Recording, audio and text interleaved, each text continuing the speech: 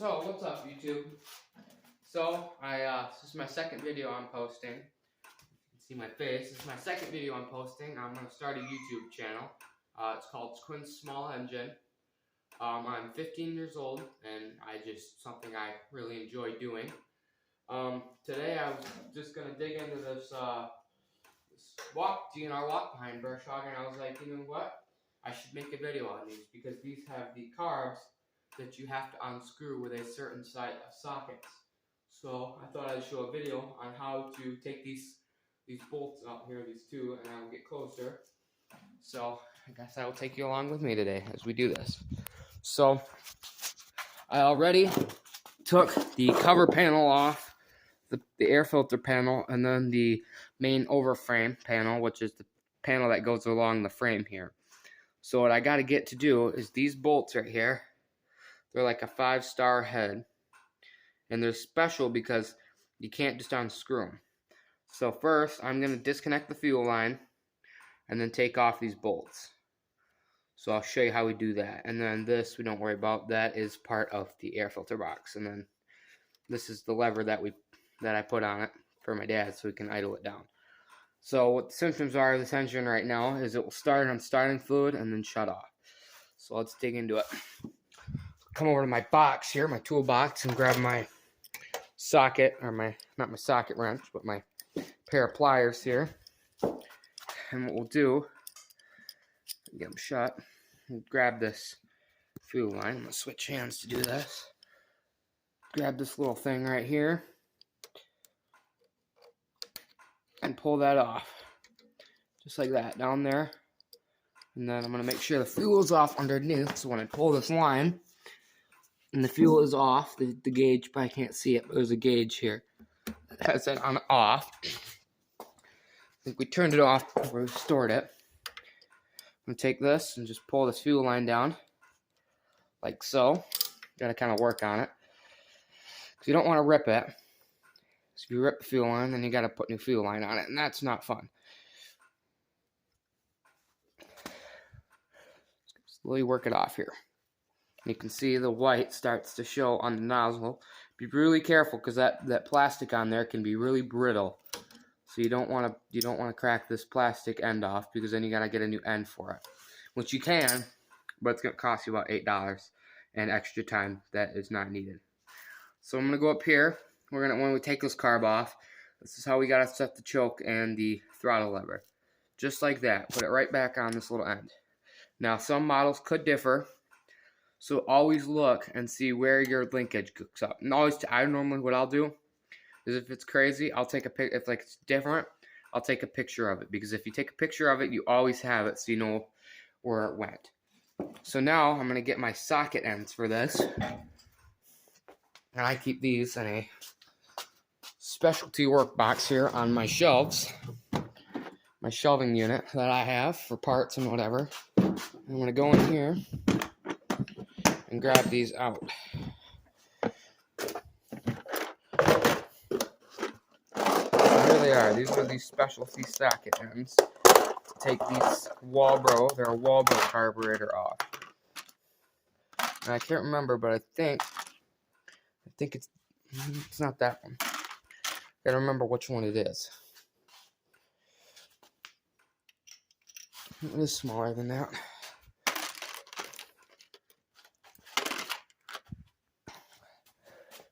Put that on there. Yep, that's a perfect fit. And this one is trying to focus it for you, the CV Pittsburgh. It's an E7. So for these Walbro carbs, I definitely suggest having one of these socket heads.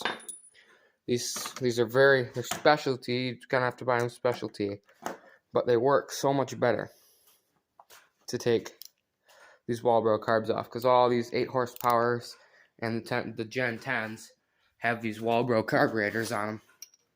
Just put that on there like that. Adjust the head here to fit it, and then, oh, never mind. It's going to be smaller than that. It's probably the smallest one in the box. Don't want to grind that out. There it is. It's right there. So never mind. It's not the E7. It's the E6. So make sure you have the E6. Sorry, I messed that up. So then, put that on there, just like so. And just like that, you can unscrew your stuff. See how these studs come out? Just like that. Either side, you'll have one stud on either side. Once you get your studs out, set them on the ground or in a dish. Normally I have a dish, but all my dishes are getting currently cleaned.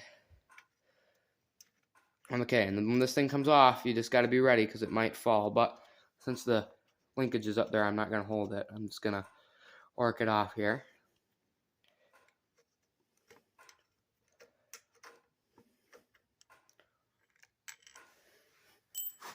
So I will say, if you do not have that little end, you can take it off by disconnecting this bolt here, and then there's this one right here, and then there's another one underneath, right down in there. But I don't recommend that because then you take this whole neck off right here, and it's just you can't get a good clean on the carburetor if you take that off. So now what I'm going to do is I'm going to disconnect my linkage here. I'm just going to kind of work it off there. And then you got to make sure you get the little secondary spring linkage. Sometimes that can be a bugger.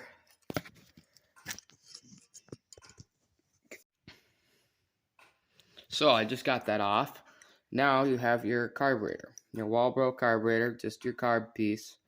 And then there's your neck, so you don't have to take this neck off. Saves a lot of time.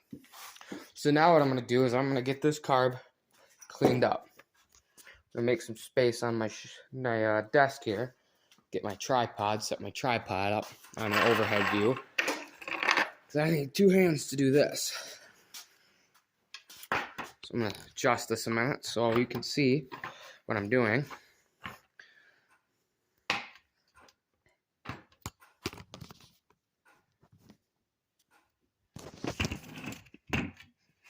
Sorry, this isn't going to be perfect. That's what I'm working with at the moment.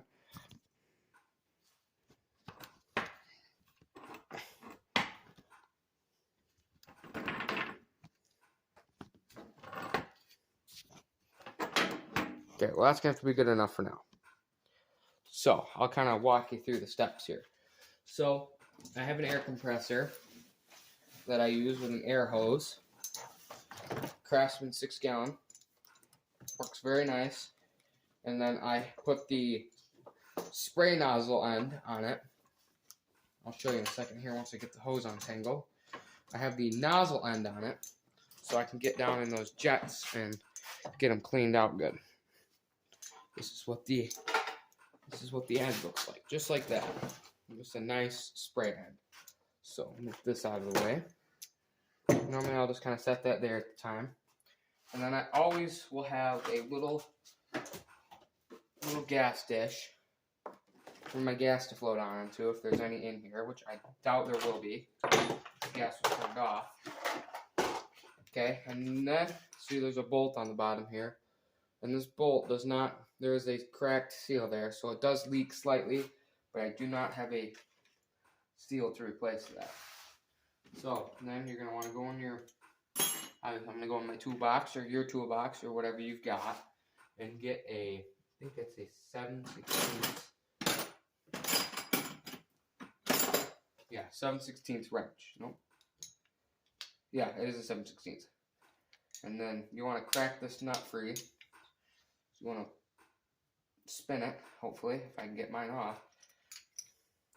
Then obviously lefty-loosey. Sometimes you gotta really gotta give some force. And if you worry about cutting yourself on the metal, take a rag like I just did and wrap it in a rag.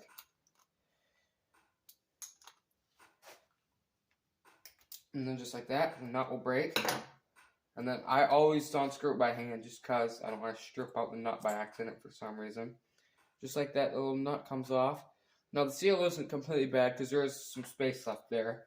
But at some point it should be replaced. Okay, it's pretty dry and kind of gross inside this thing. It is dry at least. So that's good. But we are going to get this cleaned up. So, on the inside of these, there is a float, your needle seat, and your main jet in there. What I always do first is I always get something I can set my parts in, because these are tedious little parts. So I'll put that in there and that in there. Now I'm going to disconnect this little needle, and sometimes these might be a little stiff, so you gotta take a little screwdriver, a little pin, and knock them out, which that one was not. Okay? Then you take this up, and inside there's going to be a little pin, like that big. Do not lose the pin. If you lose the pin, you're going to have to buy a new pin, because otherwise your carb's going to leak. So it stops everything. So everything's kind of gross, kind of dingy. Now inside of this thing, I see a little piece of wool. And that could be what's stopping it from getting fuel, because that's your main jet. So what you got to do is I normally suggest a little screwdriver, just like about this big, just a little end that you can stick down inside of there. And if that doesn't work, it's too small, you gotta up your size a little bit. And I'm gonna have to grab my screwdriver from down here. This screwdriver right here. This little, it's gonna be a end like that. Put that thing down inside of there, and if it still don't fit, then you're gonna have to get something a little bigger or a little smaller. I hope I have one that will work.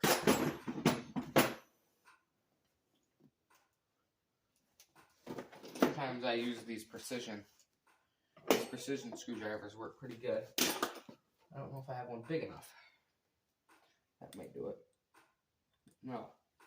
Okay, well I gotta find something here in a minute. It's big enough to put on in there. Like that'll spread apart good enough, but not hit the edge.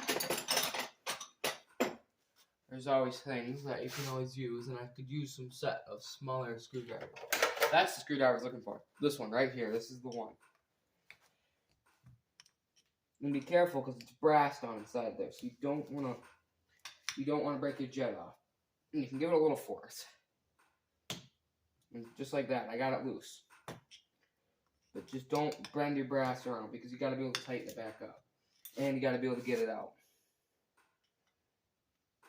Once you get it loose, just be slow, be careful, be meticulous. Don't just rip on it. Slowly just work it out.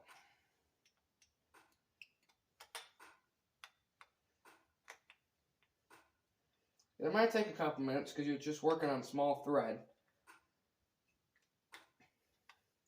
But all of a sudden, it will just kind of just come out. It'll just kind of slowly, it'll just easily come out a little easier. And this is your main jet, so just be careful, don't break it. And then, like I said, just slowly work it out.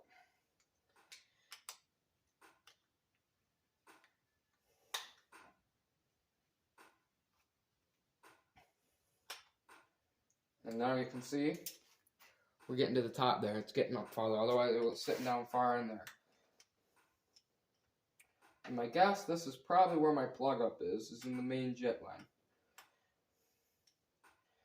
Because you get like gas corrosion inside of this. And there's a lot of teeny little ports that you got to open up and get clean.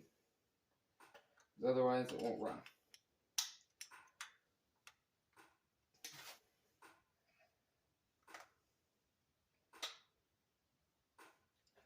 And it's a little meticulous work. I mean, you really got to know what you're.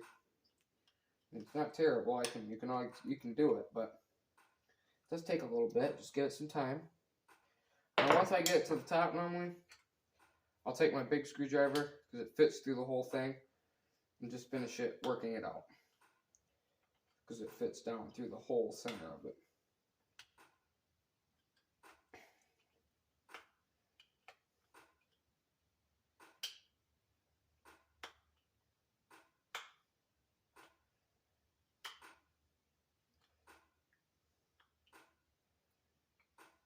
And just slowly work it out.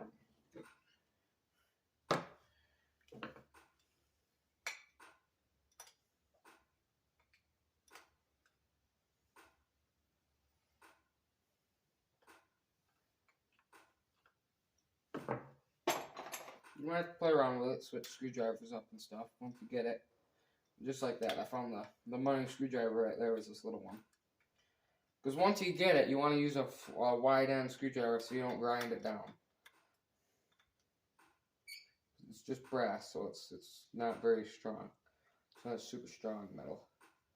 And then once you get it, obviously all of a sudden you'll be able to work it out by hand. And I see our problem. There's quite a bit of corrosion. Not corrosion, I guess. Dried up fuel in our jet. And our whole jet line is blocked. Yeah, our jet line is blocked. So what you do is you take your air gun. Be careful, don't drop it. Just like this. Blow air down it. And then hold it up to a light. And if you can see through it, then you know you're through everything. If you can't, keep going. All these little holes, there's like a bunch of little holes on it. I don't know if you can see that. There's like a bunch of little holes. See, like right there, that's those little holes. Make sure they're all nice and clean. And blow air in from every end. And then you should be able to hold your finger in the top, feel air come out the top. And if you think, yep, and I hold it up to my light, I can see it's clean. And I'll go around my outside, just clean everything up. Make sure everything's nice and clean.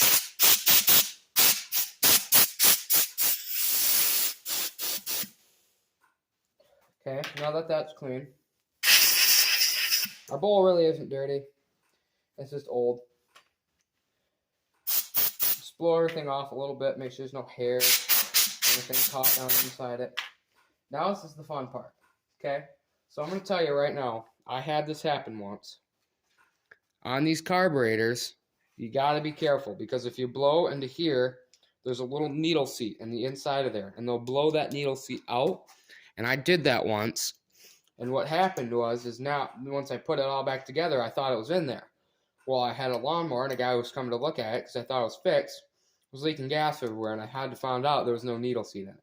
So what I always do is I'll go in from the needle where the seat is and blow it out the fuel line. If you can feel where the fuel line goes, and it's good, you know you're set. And now I'll open this up, and you should feel good air coming out of there when you blow on that. And there, some crap just came out of there. A little piece of rubber or something just came out. And make sure all your air holes are nice and clean. And on this carburetor, there is another port that I am going to clean because it sometimes gets jammed up with stuff. There's a little brass port right on the top here. Don't worry about that screw. That screw doesn't do anything. That's just an idle jet screw. You don't want to take that out. This one you do want to take out because it's a little port. It's a little carb port. It goes to these ports on the side here. And you can just spin it out by hand once you get it. And there is some crud on this one, so we are going to blow it out. Don't drop it. Don't blow it. Hold it tight. So that's clean. There's a little hole. There's a little hole on this one too. There's a little hole right there. You got to clean out, and then clean the top one too. There's one on the bottom. Make sure everything's nice and clean. If everything is, then go to your carburetor now. And I suggest blowing some air down into this hole. And you'll feel it come out. Through this side, through the back end here. Through these little holes on the back end. There's little holes inside there. You'll see them. And just blow everything out good. So that's all blown out good. Now we're going to put it back together. Now it's time to put it back together. So first I'm going to start with the little last jet I took out here. Right there. I'm going to put that back on. And tighten it down tight. This one goes all the way tight. So don't worry about tightening this one too tight.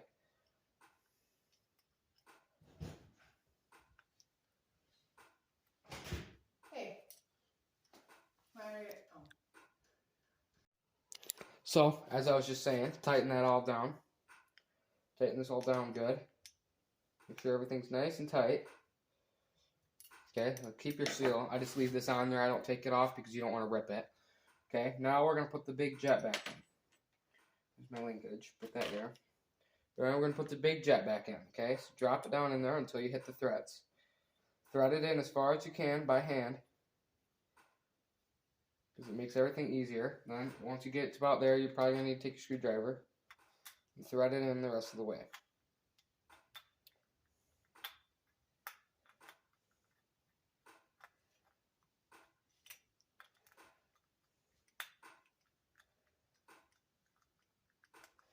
And at some point, your screwdriver end is going to get a little too big for it, and you're going to have to go back to the smaller screwdriver. Just be careful not to ground it out. So I just got too far there. So we're going to put the other screwdriver back down in there. And actually,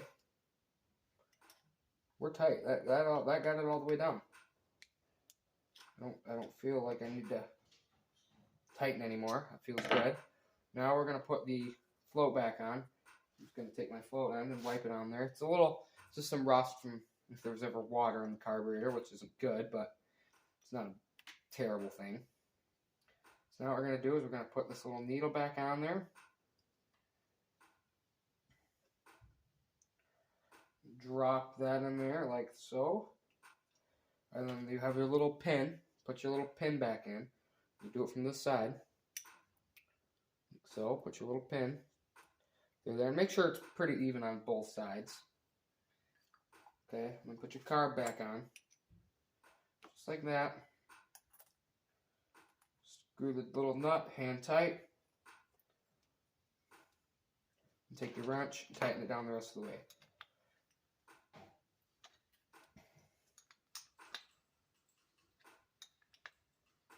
Okay, so just like that. Your carb is clean.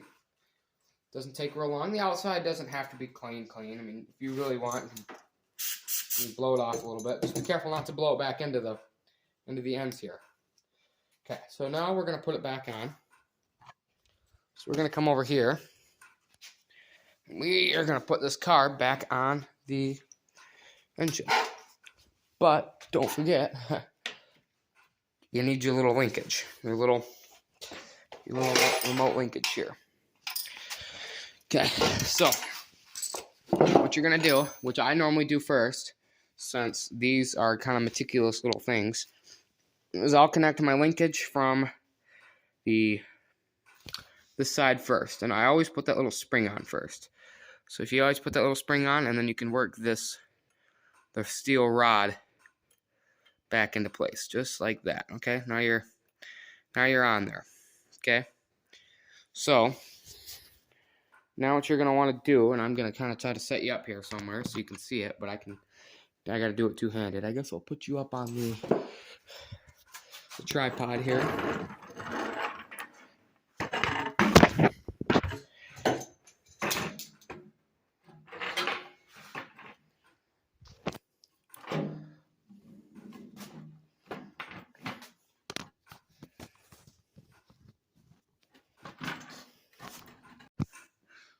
Well, I'm sorry, everybody. My video cut out. I can go back later and show you, but I got the bolts back on, all three of these bolts. This hose I got fed back through, and then I got my linkage hooked up again. And I tightened everything down. I tightened these all down. These are all good and tight. Hand tighten them, make sure they're sitting in their spot. And then now I got the cover back on, so now I guess we're going to see if it's going to run. I guess the video you really wanted to see was you pretty much just got to put it back on the way you took it off. But you really just want to see the video of me cleaning it. So, get you guys set up on your tripod here so everybody can see the startup. Hopefully, it'll start. Sorry, that's my little generator. I had to move out of the way it was sitting where that was.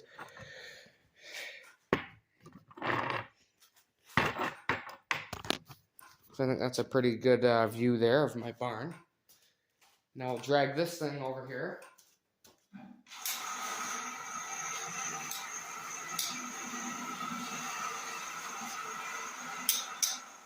Okay, so there it is.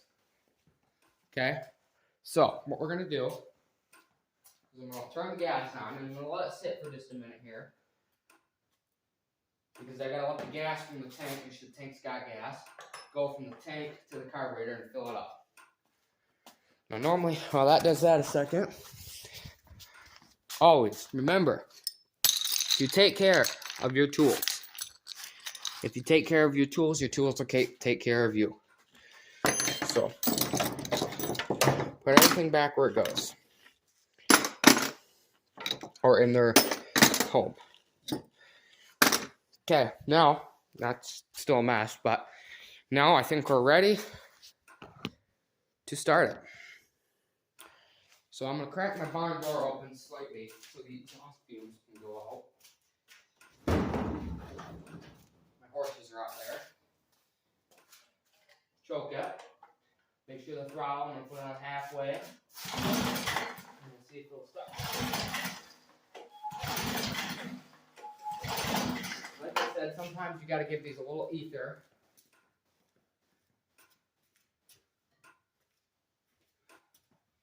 You got to give them a little ether on the first startup because you got to get that carb primed.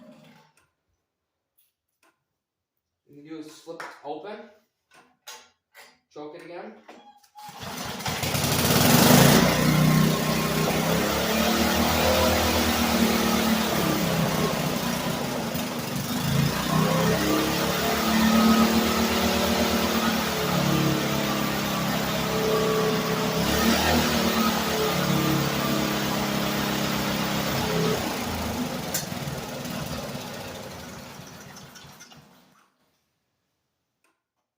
Because the switch is broken on mine, that is why I have to use this little wire.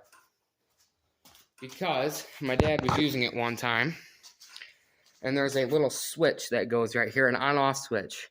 Well, that broke, so we used the wire from the ignition coil, and if you just touch it to anything that's a ground, it will shut it off. So it sounds really good. It is idling slightly. It is starting kind of high. So, I mean, in the next video, I could play with the starting parts of the starting components of it. But it does run. It runs good. So, I'll probably start it here again after the video and make sure everything's still starting up good. So, yeah, that's a bonus. So, there you go. That is how to clean a carburetor on a 10-horse Gen Power or DNR walk behind brush hogger if that's what you have.